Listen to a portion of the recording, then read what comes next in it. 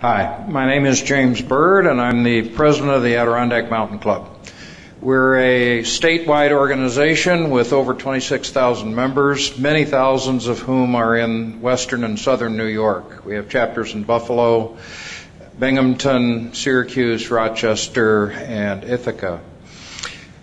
What our legal group has found quite clearly is that the industrial operation of hydrofracking, with its tree cutting, roads, pipelines, drilling pads, wastewater storage, compressors, and parking lots, and with its potential for accidents, spills, and blowouts, is legally inconsistent with the purposes for which the state legislature created state parks, state forests, and state wildlife management areas. Therefore, we strongly support Joe Martin's statement that he would prohibit drilling and drilling infrastructure on state parks, forests, and wildlife management areas.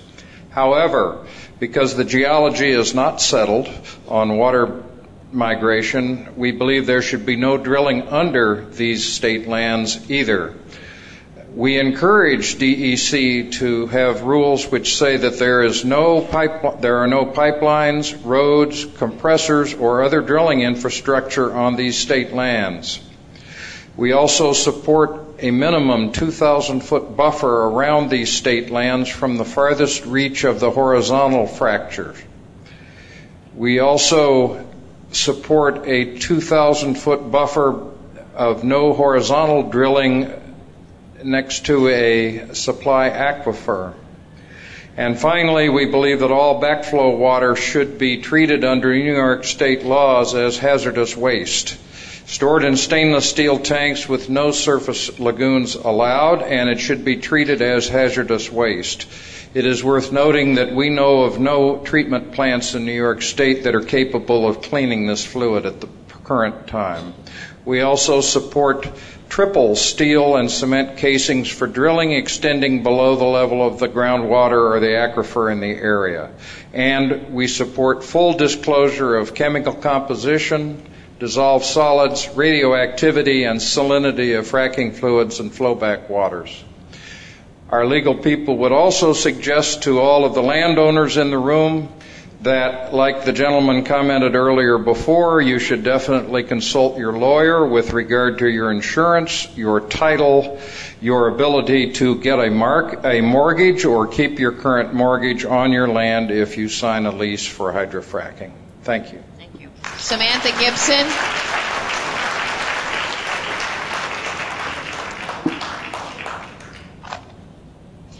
My name is Samantha Gibson. I live 8 miles up the road in the beautiful, unprotected watershed of Canisius Lake. The state of New York and the country of the United States is ill-equipped to handle the regulation and monitoring of the dangerous process of high-volume hydrofracking. This is evident in many cases of spills, well contamination, air pollution, and other incidents reported in several states and currently in the EPA's findings in Pavilion, Wyoming, as reported at ProPublica.com. Quote, the Pavilion area has been drilled extensively for natural gas over the last 2 decades and is home to hundreds of gas wells. Residents have alleged for nearly a decade that the drilling and hydraulic fracturing in particular has caused their water to turn black and smell like gasoline. Some residents say they suffer neurological impairment, loss of smell, and nerve pain they associate with exposure to pollutants, end quote. According to the report, the EPA has studied this area for 2 years and found concentrations of benzene in their aquifer 50 times higher than that which is safe for human consumption. This has been due to fracking, not agriculture, nor any other industrial activity, so says the EPA. Given that recent finding, the EPA's current study on fracking, it is imperative that the state of New York simply wait, test, study, observe, and wait. The gas isn't going anywhere. Meanwhile, perhaps the gas companies would be inclined to find more acceptable ways to extract our gas from our land rather than infusing it with toxic chemicals and forcing us to breathe noxious emissions and find ways to mitigate radioactive waste, which we have no facilities to process before they ship it off overseas, which we all know is where it is going due to soft markets and abundant supply here in the U.S. No toxic chemicals should be allowed in the industry. The fact that a department with the words environmental conservation in its title would allow any chemicals that are proven to be hazardous to humans to be used in a process that puts our water at risk is laughable and grave. It is plain from this document that SGEIS is inadequate to protect us. The fact is that the geological structure of New York State is too complex and the watershed and shallow aquifers are too vulnerable to allow this type of drilling. Where are the scientific studies on air pollution? The health effects of contaminated drinking water, not only for humans but animals too? Where are the studies which consider the industrialization of valuable farmland, the loss of that farmland, and the vulnerability of our food sources because the blatant disregard for ecosystems as they pertain to geology? Who is going to compensate landowners whose drinking water is fouled and yet they have no agreement with this gas company? And how much will they get? The worth of a person's home is more than just the bricks and mortar it's built with. The memories that people create as they live in their homes is in essence amounts to the sum of their lives, which is something that cannot be bought. How is the DEC going to guarantee that the infrastructure of our town systems, our roads, our bridges, our water treatment, police, fire, emergency, and hospitals will be able to manage the new influx of temporary residents? And one more thing. My personal sign for hydrofracking is this. Dana Knowles.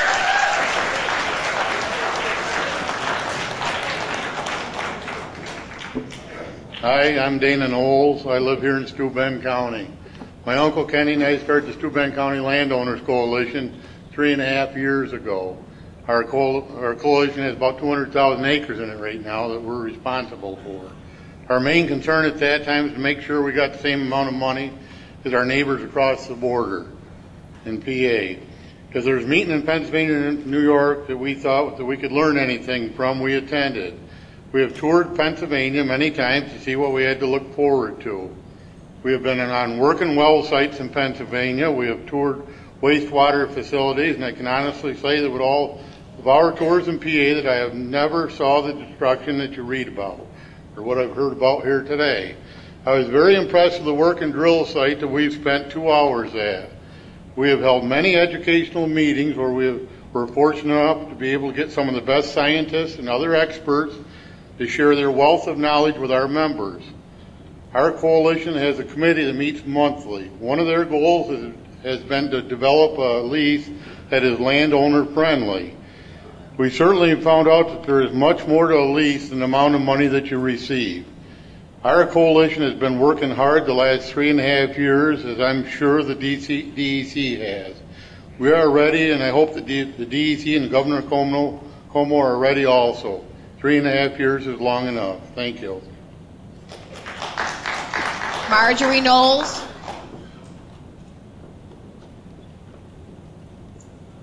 Hi, I'm Marjorie Knowles. I have no pedigree. My father was a farmer. My grandfather was a farmer.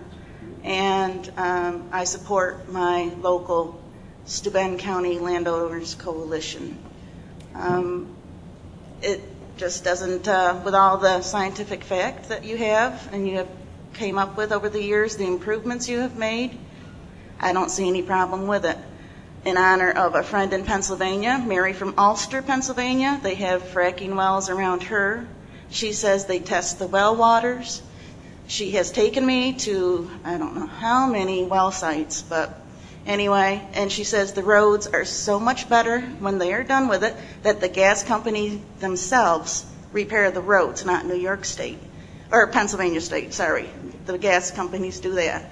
And she also says the people are pleasant, that all the businesses in Ulster and the surrounding areas need help, that there is just, you can't keep things in, and it has also spread to New York State, where the local hotels in Horseheads and Elmira are now, instead of trying to sell their business, have taken the overflow or whatever from Pennsylvania and now are being able to update their hotels so that they are nicer hotels.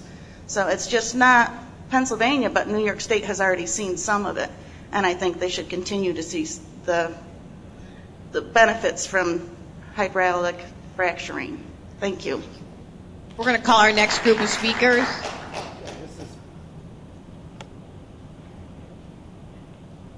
Okay, the next are 50 through 60. Andrew Tim, Jerry Brickner, We're going to get to you, sir. We're just calling the speakers so they're ready Rachel Trykel, Elaineweiler, Kenneth Knowles, Ed Bloom, Robert Nichols, Fred Potter, Lisa Robinson, and George Winter. to go. Richard Gilbert.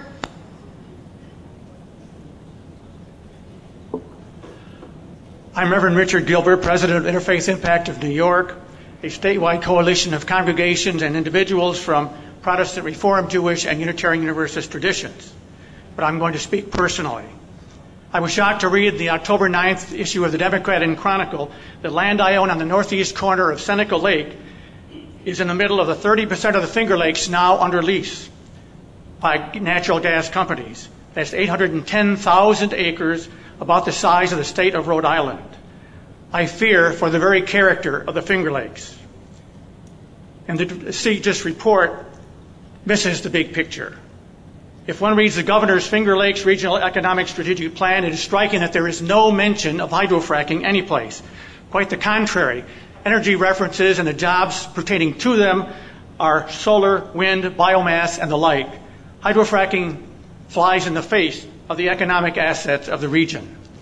My nightmare vision of the Finger Lakes sees bike riders dodging gargantuan trucks required to service hydrofracking pads. I've heard Pennsylvanians complain about traffic congestion. I foresee hikers cresting a hill to behold a vista of derricks with the occasional burn-off or pipeline snaking over the hills.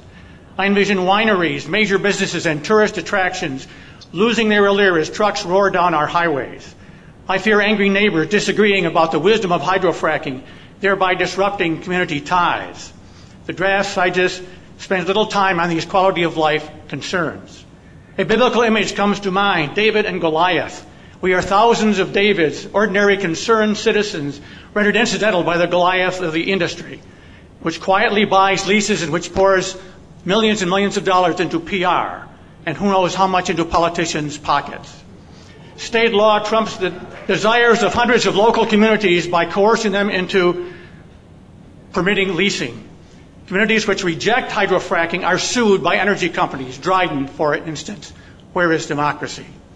The Empire State is a David compared to the Goliath of the industry.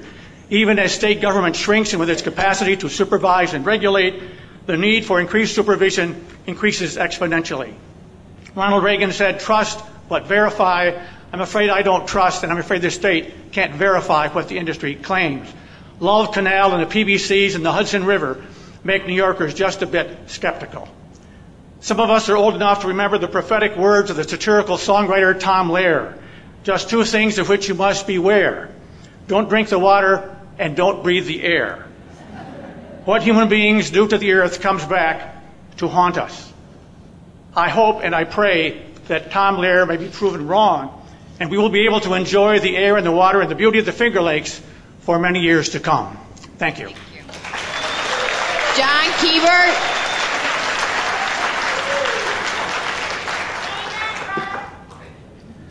I'm John Gilbert from Rochester, New York, a member of Friends of the Earth. I also call your attention to the recent report from the EPA on data acquired at Pavilion, Wyoming. Residents there allege that the drilling, and especially hydrofracking in particular, has caused their water to turn black and smell like gasoline. Some residents say they suffer neurological impairment, loss of smell, and nerve pain that they associate with exposure to pollutants. The EPA analyzed domestic and municipal wells and also did 2 monitoring wells there. The EPA findings were shared, and the U.S. Department of Health and Human Services recommended that the affected well owners not drink or cook with the water and use extra ventilation when showering.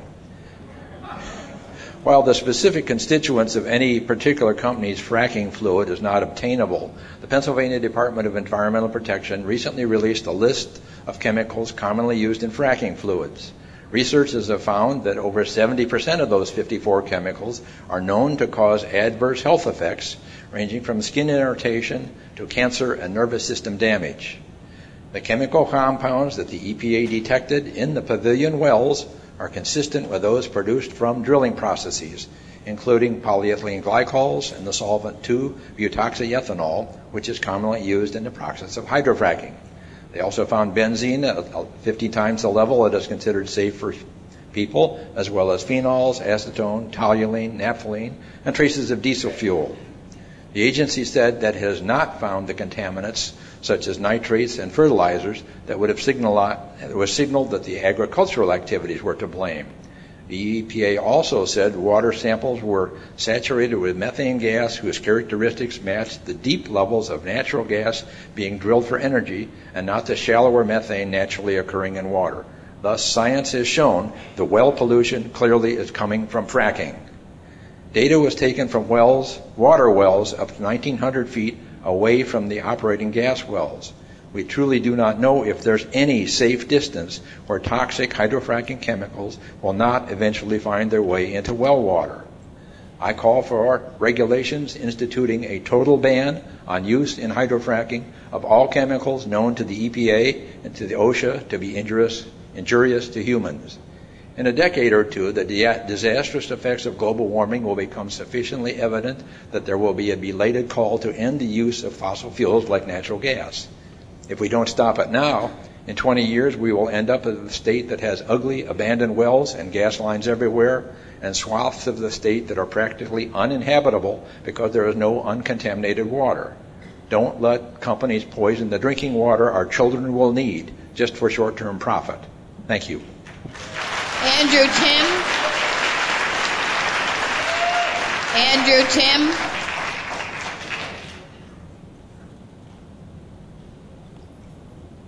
My name is Andrew Tim, and I'm from Geneseo, Livingston County, right up the road. I work in community housing, and I support clean jobs for workers. These are my criticisms of the SGEIS. The economics aren't encouraging at all. The reserve estimates are all over the map. Another thing, I believe compulsory integration is the equivalent of state-sponsored trespassing. Home rules should be respected. Local land use controls should be adequate to regulate the business. Community character should be defined by the community itself, not the state. Residential property values will be negatively impacted with the advent of hydraulic fracturing, hydrofracking. No tracking system is proposed for frack waste. Bootlegging across state lines is already occurring from Pennsylvania to New York. The idea of self-reporting is a ludicrous idea, absolutely, no doubt. Dire health effects on the local populations are quite likely if hydrofracking gets instituted. There's no compensatory plan for the expected destruction of natural environments. Where's the replenishing of the green world? The SGEIS shows no adequate procedures to cope with methane release. Multiple casings do nothing to prevent escape channels developing outside the walls of the wells. Radioactivity of frack waste becomes concentrated through reuse. There's no destination that's been designated which is sufficient to protect the public. The idea that there is any publicly owned treatment works or municipal water facility that can safely filter fracking flowback has been debunked by renowned scientists. Private wells clearly would be highly vulnerable to contamination by fluid migration.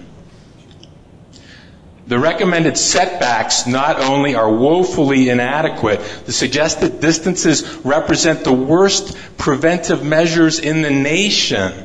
For example, the DEC offered setback for a pond 0 feet. Okay. I'm not concerned if Andrew Cuomo wants to ride the coattails of the fracking industry to the presidency. DEC, please do your job of conserving the environment. Thank you very much. Jerry Brickner.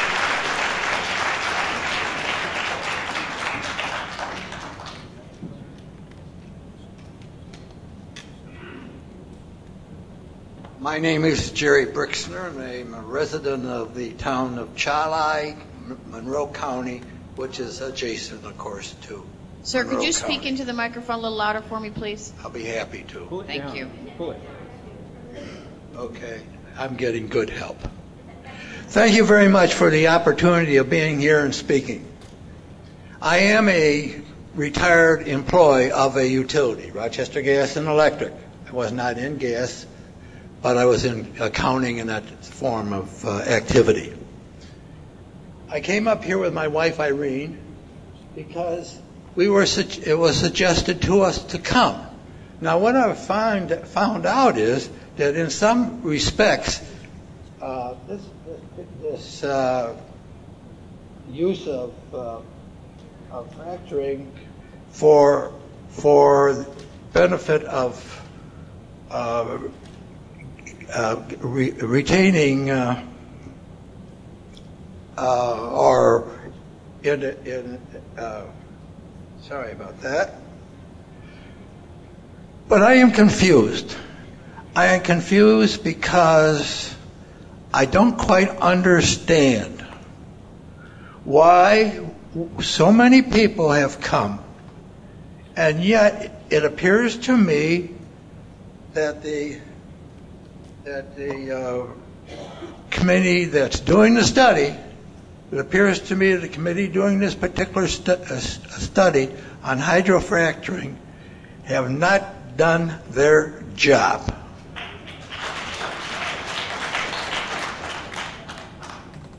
I may be wrong in this, but I think it would have been better if the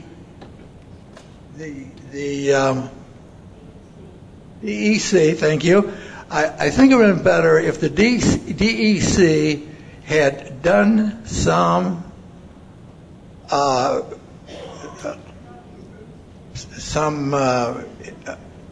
instructing to the communities in New York State. Here we have heard earlier that Pennsylvania has had no problems, apparently no problems, in hydrofracturing. Why couldn't the DEC have done more public relations work in the various communities in New York State? It's been noted, and we all know this, that we're paying a lot more for our gas operations, and this fracturing will be kind of a replacement for gas. Sir, your time is up. And I appreciate the opportunity for saying a few words. Thank you. You're welcome. Rachel Trykel.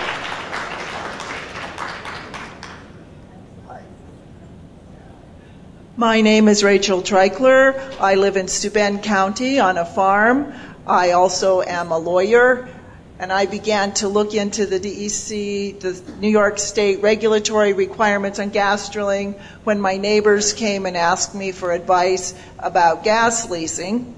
And I was very concerned when I discovered the poor quality of regulation that we have in New York. Another speaker has already mentioned that our existing regulations were largely adopted in 1972. They have not been amended since then. They're very sketchy. A recent speaker pointed out that we have the lowest setback requirements. There are a number of respects in which our state regulations do not meet the regulations that have been put into place in other states that are doing hydrofracking, such as Colorado and New Mexico. And this is true also of the proposed regulations. These proposed regulations were issued just recently after the SGEIS was prepared. And if you look at the provisions in the new regulations, they only address a certain limited type of wells, the horizontal drilling, which uses more than 300 and some thousand gallons of water. There's the type of regulations that other states have, and I have limited time, so I'll just speak about Colorado's air quality regulations. There's hardly anything in the proposed regulations about air quality, and it only addresses gas flaring. It doesn't address compressor stations or condensate tanks or a number of other sources of air pollution.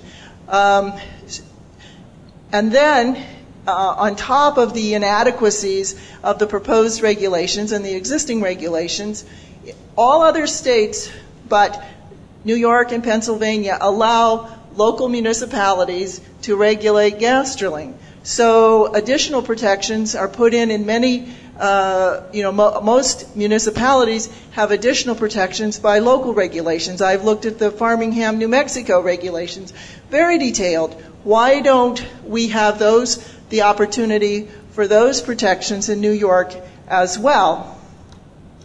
The environmental review process, to use one generic EIS to cover every gas well that's drilled in our state from, when it was done in 1992 to the future is another, that's one of the reasons for the problems that we were all identifying with this SGEIS, is that it's not possible to do an adequate review that takes into account all the contingencies. Ma'am, your time is up. Thank you. Thank you. Elaineweiler.